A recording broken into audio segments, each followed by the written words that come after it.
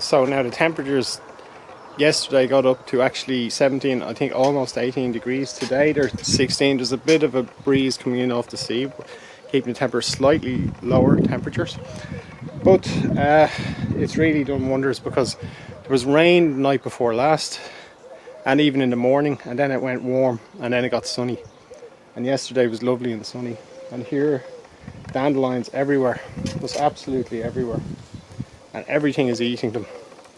I have a suspicion actually that spiders are eating the pollen as well. There's only so far been one vegetarian spider found, and it's entirely vegetarian. And it's only, I think it was only found about 8 years ago. And it uses the same way as a normal spider will inject venom and suck out the innards of, say, an insect. These will eat sap out of plants, and they'll macerate the leaves of plants. And I think it was a type of jumping spider actually, I'm not sure, I can't remember now exactly, and it was in the tropics. But I know it's a lot of spiders. Now they could be hunting insects, and there's actually a little Pardosa wolf spider here. The funny thing about Pardosa, he actually looked, when he or she looked like it was eating the pollen. The pollen's really full of energy. It wouldn't surprise me now if it turns out that spiders do eat pollen, but we'll see. So for now it's just a wild hypothesis by me. Anyhow, over here we have bluebells coming out. Right there, lots of bluebells, and they are the proper bluebells, a beautiful scent. Not the Spanish bluebells. Spanish bluebells are very leggy and lie around the place. Also, the Spanish bluebells have no actual discernible scent.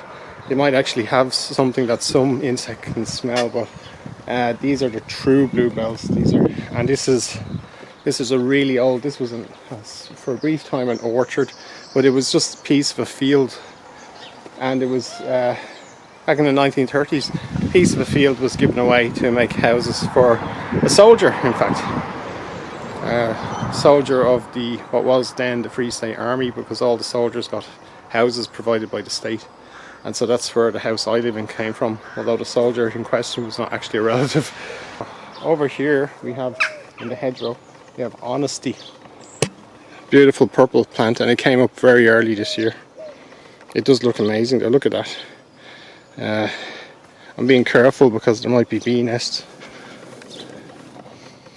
Don't want to step in them, but there's life absolutely everywhere at the moment. It's really wonderful. Just having a look out. Oh, there's a bee mine. So that there is a tawny mining bee mine, and you know it's the tawny mining bee because no other bee is wide enough that it's like a small bumblebee. I mean, it is very small still, wouldn't be nearly as big as a bumblebee, but it's much wider than most of the other mining bees that you encounter, especially in this garden. And the pond is full of frogs and tadpoles, so probably in a few weeks might need to clear away some of that duckweed, and we'll be able to see all the tadpoles underneath. And there's probably a few frogs still in it. Most of them have climbed out. Over there there's an earthen ramp, that's how to get in and out, and I'm sure there's a few newts in there as well. This is an ornamental tree. This is Mahonia, but here you can see it's full of berries, and the berries come out in the spring. I think it's because it actually comes from south of the equator, so but then again, ivy produces its berries in the summer, like in the spring, and it has its flowers in the autumn. So some plants do that, and ivy is native and it does it, so it could be just something it does. So I'm going to have a look around and see what I can see. Also the vinca flowering everywhere, and there's two kinds. That's our garden planted Vinca deformis. But there's also over here this beautiful Vinca major, which is naturalized. It planted itself here. Beautiful plant.